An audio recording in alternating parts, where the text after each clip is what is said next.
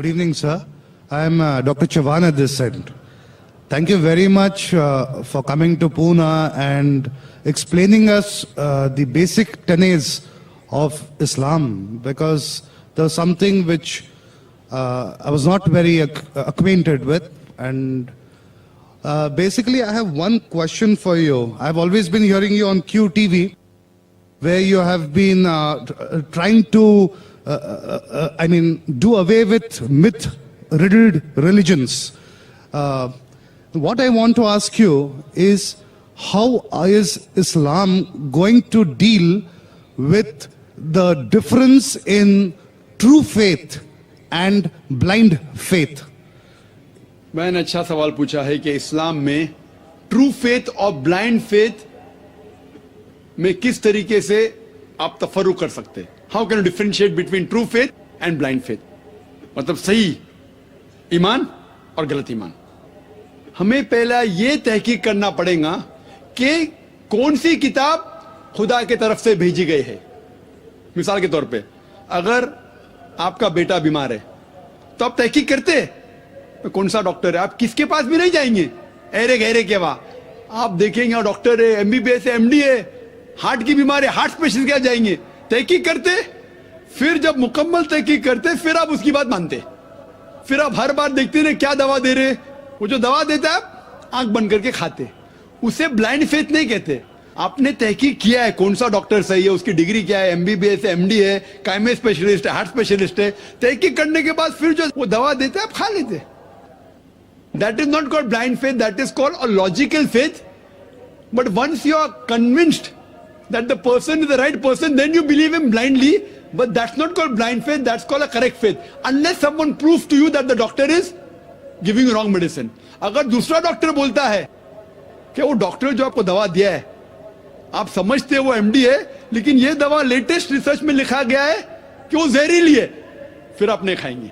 तो उस तरीके से आप तहकीक करके कुछ फॉलो कर रहे, बाइबल को कुछ फॉलो कर रहे, वेदा को कुछ कर रहे, कुरान को. अभी मैं आके कहता हूं कि देखो साफ कह रहा हूं, ये सिमिलैरिटीज है, ये डिफरेंसेस है. डिफरेंसेस पे बहस नहीं करता हूं मैं, सिमिलैरिटीज की बात कहता हूं. अभी आप तहकीक करो कौन सी किताब सही है, फिर पता लगता है बिना झगड़े के ताला विला कलमतिन सवाइम बैना बैनकुम, आओ उस बात की तरफ जहां पर हम यकसा है. फिर पता लगता है कि सब डॉक्टर कहते हैं कि वो डॉक्टर सबसे महान है. सब किताबें इशारा कर रहे कुरान की तरफ और आखिरी पैगंबर की तरफ. अगर सब डॉक्टर मानते हैं कि मिस्टर एक्स इज नंबर 1 तो प्रॉब्लम ही नहीं ना. फिर अब वाई के पास जाएंगे ही नहीं. सारे किताबें इशारे कर रहे कुरान की तरफ, एक पैगंबर मोहम्मद सल्लल्लाहु अलैहि वसल्लम. Where is the difference? True faith has to be in the Quran. Chapter number 2 में लिखा है अलिफ लाम मीम ज़ालिकल किताब ला रैब फी. अलिफ लाम मीम, ये किताब में कोई शक नहीं है, हिदायत की किताब है. और इसमें जो लिखा हुआ है ब्लाइंड फेथ, इसमें लिखा है कि ईमान बिल गैब, ईमान जो चीज आप नहीं देखी उसमें ईमान लाना. ये भी लॉजिकल है. जब कुरान की हम तहकीक करते हैं, आज की तारीख में साइंस इज नंबर 1. साइंस, सब लोग साइंस को मानते हैं, ठीक है. अभी हम जब साइंस के जरिए कुरान की तहकीक करने जाते हैं तो पता लगता है कि तकरीबन 80% जो कुरान कह रहा है 100%, 100% सही है. बाकी 20% एम्बिगुअस, अननोन, हमें पता नहीं सही के गलत. ये भी नहीं पता कि सही है, ये भी नहीं पता कि गलत है, एम्बिगुअस. लेकिन मेरी लॉजिक कहती है कि अगर 80% 100% है और बाकी 20% में से 1% भी, 0.1% भी गलत नहीं है, तो मेरी लॉजिक कहती है इंशाअल्लाह ये 20% भी सही रहेंगी. कुरान में बिग बैंग का जिक्र है, ज्योग्राफी का, एम्ब्रियोलॉजी का, बायोलॉजी का, तकरीर कर सकते. लेकिन साइंस ये नहीं जानती कि जन्नत या जहन्नम है क्या नहीं. साइंस सोल के बारे में नहीं जानती, आखिरत के बारे में नहीं जानती. साइंस ये भी नहीं साबित कर सकती कि जन्नत है कि नहीं, एम्बिगुअस, दोज़ख है कि नहीं. लेकिन मेरी बुद्धि कहती है जब 80% 100% करेक्ट. लोग बोलेंगे इतना बड़ा डॉक्टर जिन में मानता है, सोल में मानता है. सोल किधर है? जहन्नम में मानता है. तो मैं कहता हूं when 80% is 100% correct, 80% 100% सही है, बाकी is ambiguous, unknown, सही भी हो सकता है, गलत भी हो सकता है. मेरी बुद्धि कहती है this is blind logical faith कि इंशाअल्लाह वो 20% भी सही होगा. So you should have true faith, not blindly. But when you reach to the true faith, blindly you will believe in the true faith. Good evening, Doctor. This is Melissa once again. With regards to the food, I asked you about Christianity, but I was not allowed to counter question because the mic was switched off that time. So I had to wait in the turn again. It says in Mark 7 and verse 19 that Jesus said all food are fit to be eaten. So I want you to help me out with that. Mark 7 verse 19. Sister quoted Mark 7 verse 19. Yeah. Verse number 19, because it entered not into his heart, but into his belly, and goeth out into the drain, thereby purging out meats. Purging all meats. Where is it mentioned? That all food are fit to be eaten after. Where is it mentioned? I've got the Bible. Which version are you referring to, sister? Good News, New Testament. Good News, New Testament. What does it read? Here I've got the King James Version, which is the most popular of the versions. It says that because it entered not into the heart, but into the belly, and goeth out into the drain, thereby purging all meats. Yeah. The context, if you read from starting, sister. We are referring to Good News Bible. That's so right. And when he had entered into the house away from the people, his disciple asked him concerning the parable, and he said unto them, are ye so without understanding also? Do ye not perceive that whatsoever thing from without enter into man, it cannot defile him? What enters from out cannot defile him. Because it entered not into his heart, but into a belly, and goeth into his drain, thereby by purging all meats. And he said, that which cometh out of the man, that defileth the man. From within, out of the heart of men, proceed evil thoughts, adulteries, fornication, murders. Sister, it says that what you eat, it doesn't change your heart. That doesn't mean it has given you permission to eat. It says that what you eat, it goes into your belly, and that we know scientifically. It doesn't go into your heart. What you eat, it goes into your belly. But Jesus Christ also said, which I told you earlier. For example, Quran says very clearly that eat of all the things which is good for you. Quran says like that. So if you pick up the word of Surah Baqarah chapter 2 verse number 168, eat the thing which is good for you. There it doesn't say that pork is haram. So when we read the Quran, we take the Quran as a whole. But in 3 other places, the Quran says pork is haram. So sister, same way in this Bible it says, what you eat, you can eat. You can eat the meat. But if it is prohibited somewhere else, that becomes a prohibition. You have to read the Bible as a whole. Unfortunately, Christians pick up verses of the Bible and they quote out of context. So this also, sister, I do agree with this verse. But if you go ahead in the Gospel of Matthew, which I quoted to you earlier, Gospel of Matthew chapter number 5 verse number 17, it says, think not that I have come to destroy the law of the prophets. I have come not to destroy but to fulfill. Unless the heaven and the earth pass away, not one jot or tittle shall pass away from the law until all be fulfilled. If you break one of the least commandments, you shall not enter heaven. So now you cannot agree that Jesus Christ, peace be upon him, has made a contradiction. You can't agree with that. So what do you say? Fine. Jesus Christ, peace be upon him, said you can eat all lawful things. But what is prohibited in the Old Testament is yet prohibited. That doesn't mean he overrules. If I agree with this work, then I have to say that Jesus Christ, peace be upon him, is contradicting himself, which I cannot agree. I believe Jesus Christ, peace be upon him, is a prophet of God. So the sister, the thing is that many people are quoting you Bible out of context. Similarly, the Quran says you can eat all animals. All 4-footed animals, but the Quran is more clear with the exception named. Surah Ma'idah chapter number 5 verse number 1. So the exceptions can either be in the Quran or the Sahih Hadith. Similarly, this word says that all the things which is lawful you can have.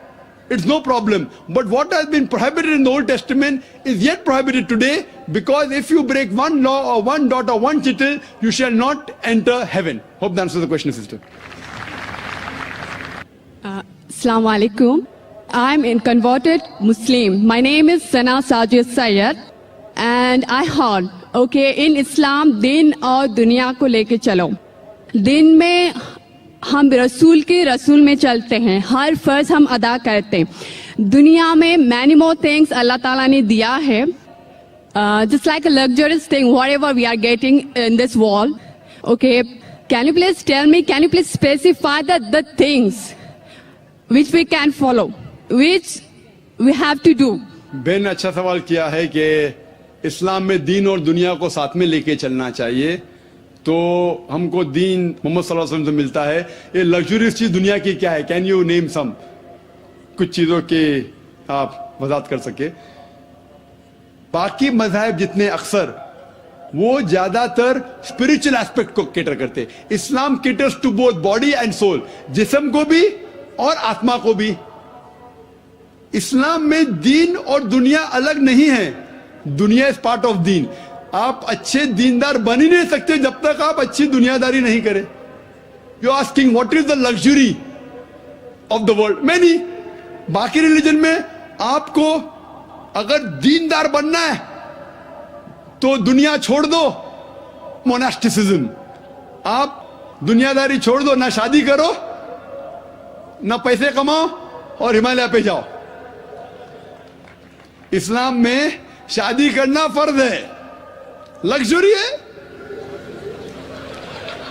اللہ تعالیٰ فرماتے ہیں سورہ روم میں سورہ number 30 آیت number 21 میں کہ ان نے مرد اور عورت کے بیچ میں پیار ڈالا, so that you may dwell in them in tranquility. ایک دوسروں میں پیار ڈالا تاکہ آپ ان سے اچھا سلوک اور اچھے طریقے سے رہ سکو, and tranquility, امن پا سکو. اسلام میں نہیں ہے کہ بھائی شادی مت کرو تو اللہ کے قریب ہے, شادی کریں گے تو اللہ کے قریب ہے, شادی نہیں کریں گے تو نہیں. یہ ایک لگژری ہے. الحمدللہ تجارت کرو لیکن صحیح طریقے سے کرو. تو اسلام کے اندر محمد صلی اللہ علیہ وسلم جو دین کی بات بتائے اس میں دنیا داری بھی تھی. اگر ہم دیکھتے ہیں کئی جگہ اللہ کے رسول کی حدیث آتی ہے, ہمیں دکھاتی ہے ایک شخص جو صرف دن رات مسجد میں نماز پڑھتا ہے, تو اللہ کے رسول کہتے آپ روزی روٹی بھی کماؤ, پورا ٹائم نماز ہی پڑھتے رہیں گے تو اللہ کے قریب نہیں آئیں گے. There should be a striking balance between the two. اللہ فرماتے قرآن مجید میں سورہ نساء میں سورہ نمبر 4 آیت نمبر 171 میں لا تغلو فی دینکم, do not commit excess in your religion. اپنے دین میں جاسی آؤٹ آف دا باؤنڈری مت جاؤ, باؤنڈری میں رہو. تو اس طریقے سے آپ جو بھی چیز حلال ہے, فیو چیز جو حرام ہے اس کا ذکر ہے, باقی چیز حلال ہے. مثال کے طور پہ لگژری, کچھ چیزیں حرام ہیں کھانے کے لیے, سور کا گوشت, شراب, نشے والی چیز, زہریلی چیز, باقی سب حلال ہے. چاکلیٹ پسند چاکلیٹ کھاؤ, آپ کے لیے لگژری ہے. ٹابلرون کھاؤ, فیرو روشے کھاؤ, جو کھانے کے کھاؤ, کیڈبری کھاؤ, آپ کو نہیں پسند مت کھاؤ, دوسری کوئی چیز کھاؤ, بٹ دیکھیں کہ حرام نہیں ہے. لوگ بولتے اسلام میں بہت یہ نہیں وہ نہیں, یہ نہیں وہ نہیں بہت کم ہے, کچھ چیز نہیں ہے باقی سب حلال ہے. لگژری. سو سسٹر آپ کو دیکھنا چاہیے کہ اللہ کے رسول نے کس طرح کی زندگی اپنی جی, لیکن آپ اتنا دنیا داری مت کرو کہ پیسے اکٹھا کرتے رہو. تو اللہ تعالیٰ فرماتے ہیں سورہ توبہ میں سورہ نمبر 9 میں آیت نمبر 34 میں لوگوں سے کہو کہ ڈھیر سارے سونا مت اکٹھا کرتے رہو, اکٹھا کرو اور چیریٹی مت دو. ایسے لوگ جو اکٹھا کر رہے دولت اور چیریٹی نہیں دے رہے, خیرات نہیں کر رہے, اللہ تعالیٰ آخرت میں جہنم کی آگ سے وہ سونے سے آپ کو چٹکے دلائے گا آپ کے سر پہ, آپ کے پیٹھ پہ, اور کہیں گا یہ سونا جمع کیے ابھی اس کا مزہ چکو. تو اتنا مت مٹیریلزم میں جاؤ کہ اللہ کی باتیں بھول جاؤ. There should be striking balance. Allah تعالیٰ فرماتے ہیں یہ دین امت وسط ہے, اٹس اے مڈل موسٹ امہ. تو اس کا تذکرہ اس کے اوپر لیکچر دے سکتے کئی چیز, بٹ جو چیز حرام ہے اس کو چھوڑ کے آپ کو اجازت ہے جو چیز آپ کو پسند ہے وہ آپ کر سکتے. میرا نام ستیش سنگھ ہے. ڈاکٹر ذاکر نائک صاحب, میں 2 دن سے آپ کی تقریر سن رہا ہوں. آپ کے تقریر میں میرے سمجھ میں یہ آ رہا ہے کہ قرآن میں سب سے زیادہ انسانیت ہے. میرا سوال یہ ہے کہ دنیا میں ہم جو پریکٹیکلی دنیا میں دیکھ رہے ہیں, یہ مسلم ہی زیادہ سب سے آتنکوادی ہے, اور جو मासूम लोगों की हत्या कर रहे हैं, तो इंसानियत कहाँ है? माशाल्लाह भाई साहब ने 2 दिन तकरीर सुनी और उसे यकीन हो गया क्या कुरान में सबसे ज्यादा इंसानियत है, माशाल्लाह, उसके लिए मुबारक देता हूं। लेकिन सवाल अहम है, सवाल गलत नहीं आपका, सवाल सही है। सवाल है कि हम देख रहे हैं मुसलमान ही आतंकवादी है, ये झगड़ा फसाद, मुसलमान फंडामेंटलिस्ट है, मुसलमान टेररिस्ट है, आतंकवादी है। जब हम कुरान पढ़ते हैं तो हमें इसका इज़हार होता है, लेकिन ये है क्यों गलतफहमी, जिस तरीके से मीडिया गलतफहमियां फैलाती है हम उसको इग्नोरेंस में, अनजाने में मान लेते हैं। टेररिस्ट के मानी क्या है? मैं कहता हूं हर मुसलमान टेररिस्ट होना चाहिए, आतंकवादी होना चाहिए। आतंकवादी की मानी क्या है तो समझ लो। टेररिस्ट उसे कहते हैं जो इंसान दूसरे इंसान के दिल में टेरर पैदा करता है। अगर कोई चोर पुलिस को देख रहा है तो उसके दिल में टेरर आता है, खौफ आता है, उस चोर के लिए पुलिस टेररिस्ट है। इस तरीके से हर मुसलमान, कोई भी एंटी सोशल एलिमेंट मुसलमानों को देखता है उसके दिल में खौफ आना ही चाहिए। अगर कोई चोर मुसलमान को देखता है, कोई बलात्कार करने वाला मुसलमान को देखता है, कोई भी एंटी सोशल एलिमेंट मुसलमान को देखता है, उसके दिल में खौफ होना ही चाहिए। कुरान मजीद में अल्लाह ताला फरमाते हैं सूरह अनफाल में सूरह नंबर 8 आयत नंबर 60 में, खौफ पैदा करो उन लोगों के दिल में जो लोग एंटी सोशल है, जो हक को इनकार करते हैं, उनके दिल में खौफ डालो। लेकिन सवाल यह है कि कई बार एक शख्स एक काम करता है, उसे 2 लक़ब दिए जाते हैं। मिसाल के तौर पे हिंदुस्तान 60-70 साल के पहले अंग्रेज हम पर हुकूमत करते थे, कई साल किया। बहुत से हमारे इस देश के हिंदुस्तानी थे जो इस देश की आजादी के लिए झगड़ा कर रहे थे। इनको अंग्रेज कहते थे आतंकवादी, टेररिस्ट। हम आम हिंदुस्तानी कहते थे देशभक्त, फ्रीडम फाइटर, पेट्रियट। वही आदमी, वही काम, 2 लक़ब, 2 टाइटल। अगर आप अंग्रेज की बात मानते हैं, अंग्रेज कहते हैं हमें इस देश पे हुकूमत करने का हक है। अगर उनको हक है तो ये लोग को हम टेररिस्ट बिल्कुल सही कहेंगे। लेकिन आम हिंदुस्तानी कहता है ये अंग्रेज तो तिजारत करने आए थे, इनको हम पे हुकूमत करने का क्या हक है? तो हम कहेंगे ये लोग हैं देशभक्त, फ्रीडम फाइटर्स, पेट्रियट्स। सेम आदमी, सेम काम, 2 लक़ब। वही आदमी, वही काम, 2 लक़ब। अगर आप अंग्रेज की बात को मानते हैं कि अंग्रेज को हक है इस देश पे हुकूमत करने का, हम मानेंगे कि वो आतंकवादी है, चाहे वो भगत सिंह हो या। लेकिन आम हिंदुस्तानी कहेंगे नहीं, ये तो देशभक्त है। तो आप किसके नजरिए से देखते हैं चीज को, फिर आप फैसला करेंगे वो आतंकवादी है कि देशभक्त। आपके हिसाब से भगत सिंह देशभक्त था क्या आतंकवादी था? सतीश भाई, देशभक्त। देशभक्त, आतंकवादी नहीं था ना? था के भगत सिंह देशभक्त था क्या आतंकवादी था? देशभक्त, देशभक्त। हाँ, मैं भी समझता हूं देशभक्त था। हम अंग्रेज की बात को नहीं मानते। तो जब अंग्रेज टेलीविजन पे कहते हैं, CNN, BBC पे, कि मुसलमान आतंकवादी, आप क्यों मानते? सवाल वो नहीं है। मेरा जो सवाल था, आता हूं, मेरा पूरा जवाब मुकम्मल नहीं हुआ। जवाब मुकम्मल होगा फिर आपको मौका दूंगा मैं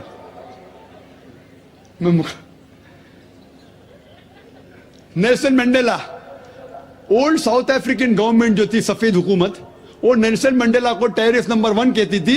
उसे अरेस्ट करके रॉबिन आइलैंड में 25 साल के लिए कैद कर दी। Terrorist number 1। जब नई हुकूमत आती है उसे छोड़ देती है, उसे प्रेसिडेंट बनाती है, टेररिस्ट बन जाता है प्रेसिडेंट। चंद साल बाद उसे नोबेल प्राइज फॉर पीस मिलता है। वही आदमी, वही काम। ऐसा नहीं कि पहले वो गलत काम किया, फिर अच्छा काम किया, फिर उसको अवार्ड मिला। वही काम के लिए जो पहली गवर्नमेंट ने कही थी, सफेद गवर्नमेंट ने, कि वो टेररिस्ट है, आतंकवादी है, नोबेल प्राइज कमेटी ने उसे नोबेल प्राइज दिया फॉर पीस, अमन के लिए। हैरत की बात है, जो आदमी आतंकवादी है उसको मिलता है नोबेल प्राइज फॉर पीस। जो आदमी का पावर है जो आदमी वो कहता है, लोग उसकी बात को मान लेते हैं इग्नोरेंस के अंदर, अनजानी में। लेकिन कुरान कहता है सूरह इसरा में, सूरह नंबर 17 आयत नंबर 81 में, वकुल जाल हक मजाकल बातिल इन्नल बातिल काना ज़ौका। जब हक बातिल से टकराती है, बातिल का सर्वनाश हो जाता है। ब्रिटिशर्स अमेरिकन के ऊपर हुकूमत करते थे। अमेरिकन रेवोल्यूशन हुआ 18 सदी में। ब्रिटिशर्स कहते थे, मैं लंदन गया था 2 महीने पहले, वापिस से जाऊंगा 2 हफ्ते बाद। वो बॉम्ब ब्लास्ट हुआ था ना, बॉम्ब ब्लास्ट हुआ था पता है 7 जुलाई को। तो लोग आए थे, खराब है, तो मैं भी बोला ठीक है खराब है। तो वहां टोनी ब्लेयर आने वाले थे, वक्त नहीं मिला तो अपने चीफ ऑफ पुलिस को भेजे, बाद में मेयर आए थे। तो मैंने उनसे पूछा, आपकी देश, इस देश ब्रिटिश गवर्नमेंट जब हुकूमत कर रही थी अमेरिकन गवर्नमेंट पे 18 सदी में, वो जॉर्ज वॉशिंगटन और बेंजामिन फ्रैंकलिन को टेररिस्ट नंबर 1 कहते थे, टेररिस्ट। उसके बाद जॉर्ज वॉशिंगटन बन जाता है प्रेसिडेंट ऑफ यूएसए, टेररिस्ट बन जाता है प्रेसिडेंट ऑफ यूएसए। वो गॉडफादर है, गुरु है किसका? जॉर्ज बुश का भी, ठीक है ना, जॉर्ज बुश का गुरु है। वो जो आतंकवादी आप कहते थे, उसके शागिर्द के दोस्त भी आप है। क्या बात है, आपका नजरिया क्यों बदल रहा है? आप कहते थे टेररिस्ट चंद सदी पहले, अभी आप उनके दोस्त थे। तो हमें यह तहकीक करना चाहिए कि क्यों उसको वो लक़ब मिला। अगर जो 11 सितंबर को हुआ था न्यूयॉर्क के अंदर, आप जो कह रहे ना मुसलमान मुसलमान, उसके ऊपर जवाब तो अभी आ रहा है। ये तो खाली वो स्टार्टर्स बोलते ना, स्टार्टर्स, सूप पीते पहले तो जरा बराबर खाना खत्म होता है, मेन मील तो अभी है। मुझे एक शख्स ने पूछा था जब मैं ऑस्ट्रेलिया गया था और इंग्लैंड के अंदर भी, doctor Zakir Naik, do you consider bin Laden to be a terrorist? क्या आप बिन लादेन को टेररिस्ट मानते हैं? तो मैंने कहा, भाई मैं बिन लादेन को जानता नहीं हूं, मैं यही नहीं कह सकता हूं वो टेररिस्ट है क्या नहीं, अच्छा है क्या बुरा, मैं नहीं जानता हूं। कुरान में लिखा है सूरह हुजुरात में, सूरह नंबर 49 आयत नंबर 6 में, कि जब भी कोई बात कोई कहता है पहले तहकीक करो फिर दूसरे तक पहुंचाओ। अगर मैं CNN और BBC की बात मानूं तो मुझे कहने पड़ेगा कि बिन लादेन टेररिस्ट है, लेकिन मैं क्यों मानूं बात उनकी? क्योंकि मैं आदमी हूं जो घूमता हूं मीडिया में, जानता हूं माशाअल्लाह। तो मैं कहता हूं ना बिन लादेन मेरा दोस्त है ना मेरा दुश्मन है, मैं नहीं जानता हूं। लेकिन अब ये मुझे पूछना चाहते हैं टेररिस्ट नंबर 1 कौन है? तो ये तो जानता हूं मैं, CNN जो अमेरिकन चैनल है, जॉर्ज बुश उसका प्रेसिडेंट है, गर्व से कहता है कि हमने हजारों अफगानिस्तान लोग को बम गिराए, कत्ल किए, इराक में हजारों का कत्ल किया, ठीक है। मान भी लो बहस के तौर पे बिन लादेन ने किया, मान लो, मैं नहीं कहता हूं, मान लो बिन लादेन ने किया कि 11 सितंबर को ट्विन टावर को अटैक किया और 3000 या 5000 लोग मरे। लेकिन अगर 3 या 4000 लोग मरे, 5000 लोग मरे, उसका यह मतलब नहीं होता है कि आप उससे डबल लोग को अफगानिस्तान में मारे एक आदमी की वजह से। कर सकते? अरे बिन लादेन को पकड़ के मारो ना, अगर मानना है तो। अगर उसने किया, सबूत है तो सबूत पूछते अफगानिस्तान गवर्नमेंट ने, मरने कि सबूत क्या है, वो सबूत देता टोनी ब्लेयर को। है सबूत पूछ रहा अफगानिस्तान कि आप मुझे सबूत दो, सबूत क्या है तो हम उस पर तहकीक करेंगे, सजा देंगे उसको। वो सबूत देता मुशर्रफ को, पूछ रहा है आपका, किधर का इंसाफ है ये? किधर का इंसाफ है? प्लेन भेजते हजारों लोग का कत्ल किए अफगानिस्तान में, इराक में। मैंने कहा यूके में, ऑस्ट्रेलिया में, यहां भी अगर टेररिस्ट नंबर 1 है तो जॉर्ज बुश है।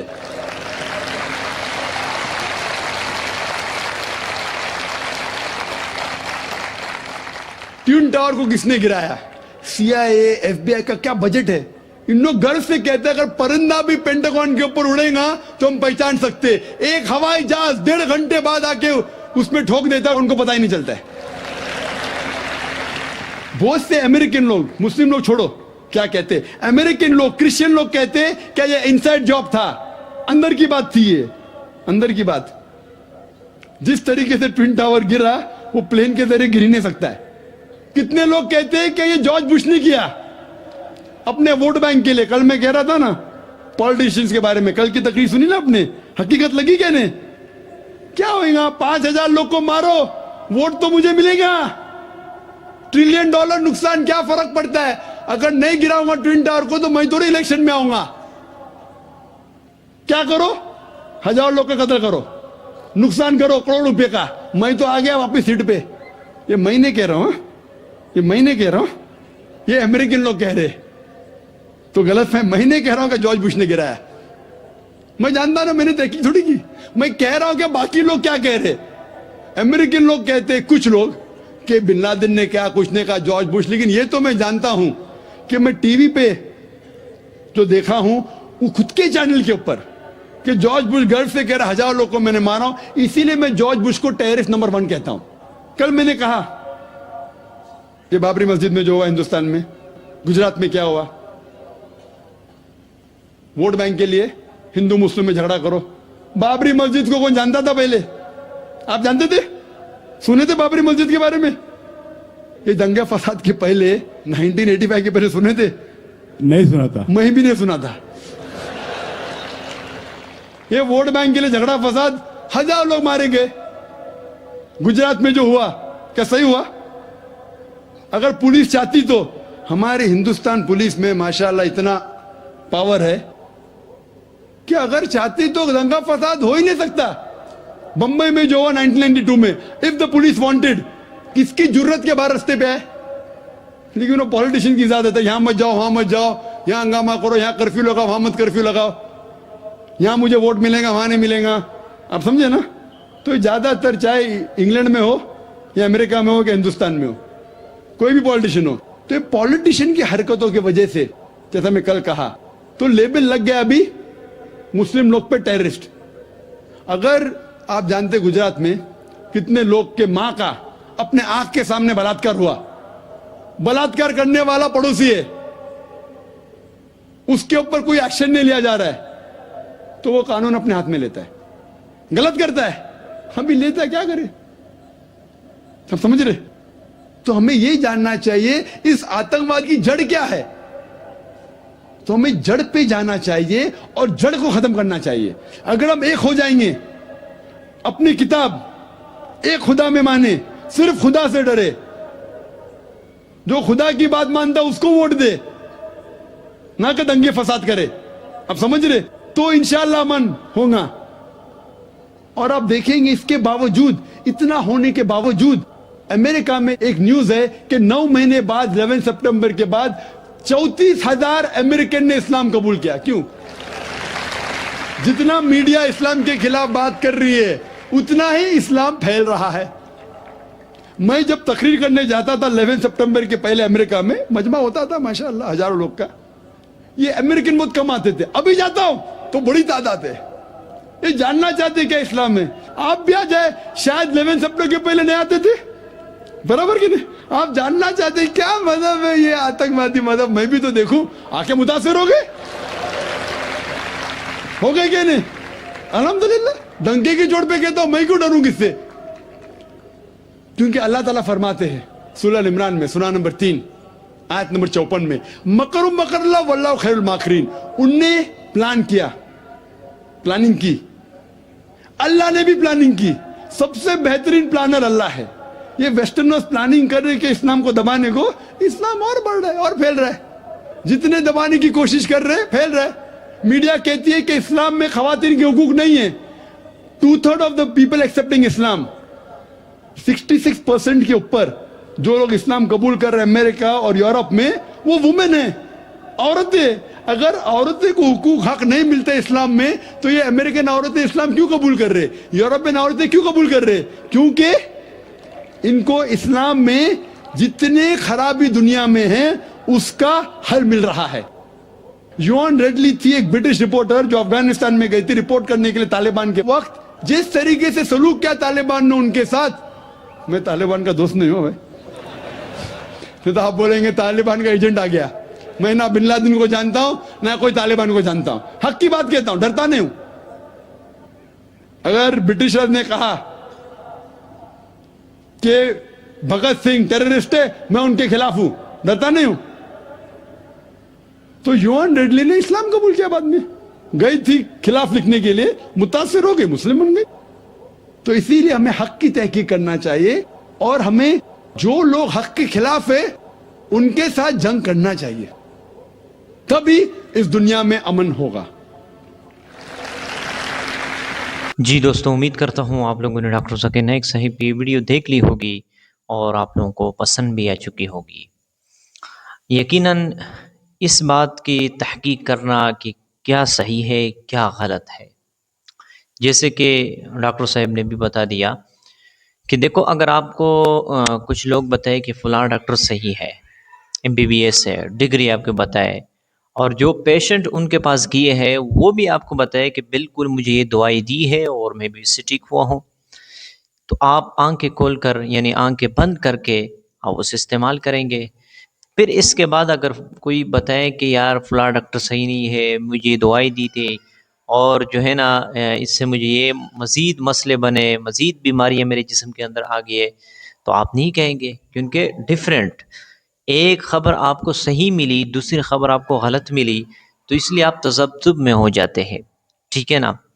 لیکن جب سارے لوگ یہی کہتے ہیں کہ فلاں صحیح ہے، سارے ڈاکٹر بھی یہ کہتے ہیں کہ فلاں ڈاکٹر صحیح ہے، ٹھیک ہے نا، جتنی بھی ڈاکٹر ہیں اس بات کے اوپر اتفاق کرتے ہیں کہ بالکل یہ ڈاکٹر صحیح ہے، تو آپ بالکل بلا جھجک، کوئی گھبراہٹ، کوئی جو ہے نا آپ پریشان نہیں ہوں گے، آپ ان سے دوائی لیں گے اور آپ استعمال کریں گے، ٹھیک ہے نا، اور آپ یقین بھی رکھیں گے کہ مجھے ان سے صحت یابی ملے گی، تو آپ استعمال کریں گے کیونکہ سب اس کے اوپر اتفاق کرتے ہیں۔ تو دی ہولی قرآن مجید کے اوپر جتنی بھی کتابیں ہیں یہ سب اتفاق کرتے ہیں، ٹھیک ہے نا، کہ قرآن ہے، آخری کتاب ہے، آخری رسول ہے۔ اور دوسری بات یہ جیسے کہ ڈاکٹر صاحب بھی کہتے ہیں کہ دیکھو جتنی بھی مذاہب ہے، ہندو مذہب ہے، سکھ مذہب ہے، عیسائی مذہب ہے، ہم سب سے پہلے ان باتوں کے اوپر آجے جو ساری کتابوں کے اندر یکسانیت کے اوپر ہے، سب باتوں میں اتفاقی باتیں ہیں، سب میں ایک ہے، سیم ہے، ان کے اوپر ہم تو عمل کر لیں۔ ہندو مذہب کی کتابوں کے اندر بت پرستی حرام ہے، مورتی پوجا غلط ہے، ٹھیک ہے نا۔ عیسائیوں اور بائبل اور جو ہے نا دیگر کتابیں ہیں وہ اس قرآن کی طرف بھی اشارہ کرتی ہے، ٹھیک ہے نا۔ تو جب اتنی گواہی، اتنی شواہد، اتنی جو ہے نا ریفرنس آپ کے سامنے پیش ہو جاتے ہیں اور اس کے بعد بھی آپ یہ کہیں گے کہ یار اس میں کیا صحیح ہے کیا غلط ہے، آپ تحقیق کر لو، آپ تحقیق کر لو کہ آیا حق کا مذہب کیا ہے۔ اور یاد رکھنا جو شخص بھی حق کے تلاش میں ہوتا ہے اللہ رب العزت اسے راہ راست دکھا دیتا ہے، اللہ رب العزت اسے صحیح راستے پر چلا دیتا ہے۔ تو آخری کتاب جو آپ کو صراط مستقیم سیدھے راستے کے اوپر چلائے گا، سیدھا راہ آپ کو دکھائے گا، وہ ہے قرآن مجید۔ اس لیے حدیث میں آتا ہے من جعلہ امامہ، جس نے اسے اپنے سامنے رکھا، قادہ الی الجنہ، اسے جنت کی طرف لے جائے گا، اور جس نے اس کو پیچھے کیا اسے جہنم کی طرف لے جائے گا۔ اسی لیے اس قرآن پر عمل کرنا بہت ضروری ہے۔ اور اگر آپ چاہتے ہو کہ مجھے ایک سکون اور چین راحت والی زندگی چاہیے اور میرے مالی پریشانی بھی نہ ہو، مالی مشکلات بھی نہ ہو، کوئی بھی مسئلہ نہ ہو، تو آپ قرآن کی جتنی بھی حکم ہے، احکامات ہے جو آپ کو بتاتے ہیں ان کے اوپر آپ عمل کر لیں۔ جب آپ ان کے اوپر عمل کر لیں گے آپ نقصانات سے بچ جائیں گے، پریشانیوں سے بچ جائیں گے، آپ کی ٹینشن نہیں ہوگی۔ تو اس لیے جب آپ اس قرآن کو، اس دین اسلام کو فالو کریں گے آپ کو کوئی پریشانی لاحق نہیں ہوگی، کوئی مصیبت لاحق نہیں ہوگی۔ کیوں؟ کیونکہ ہم اس قرآن سے غافل ہیں۔ جب ہمارے سامنے ایک بات واضح ہو چکی ہے کہ حق یہ ہے، صحیح بات یہ ہے، صحیح ایمان یہ ہے، غلط بات یہ ہے، غلط ایمان یہ ہے، غلط راستہ یہ ہے، تو ہم سیدھے راستے کے اوپر کیوں نہیں چلتے؟ آج سائنس بھی اس بات کو تسلیم کرتی ہے کہ جس قرآن کے اندر جو کچھ ہے یہ بالکل حق ہے اور سچ ہے۔ 80% جیسے کہ 20% جو ان کے بارے میں یہ پتہ نہیں ہے کہ یہ صحیح ہے یا غلط ہے، نہ یہ کہہ سکتے کہ یہ غلط ہے، نہ یہ کہہ سکتے یہ صحیح ہے، کیونکہ ان کا مشاہدہ اور تجربہ نہیں ہو چکا ہے، علم نہیں ہو چکا ہے۔ یاد رکھنا حق اور سچ مذہب اتنی گواہی اور اتنے شواہد کے باوجود جب واضح ہوئی ہے کہ دین حق ہے، دین اسلام ہے، قرآن مجید ہے، تو پھر ہم کیوں نہیں مانتے، ہم کیوں تسلیم نہیں کرتے؟ ہمیں چاہیے کہ اس کے مطابق چلے، انشاءاللہ اللہ رب العزت ہمیں دنیا میں بھی کامیاب کریں گے، آخرت میں بھی ہمارے لیے کامیابی ہے۔ امید کرتا ہوں آپ لوگوں کو یہ ویڈیو پسند آ چکی ہوگی. چینل پر نئے ہو تو پلیز چینل کو سبسکرائب کر لے, ویڈیو کو لائک کر لے. ملتے ہیں انشاءاللہ نیکسٹ ویڈیو میں. تب تک کے لیے اجازت چاہتا ہوں. السلام علیکم.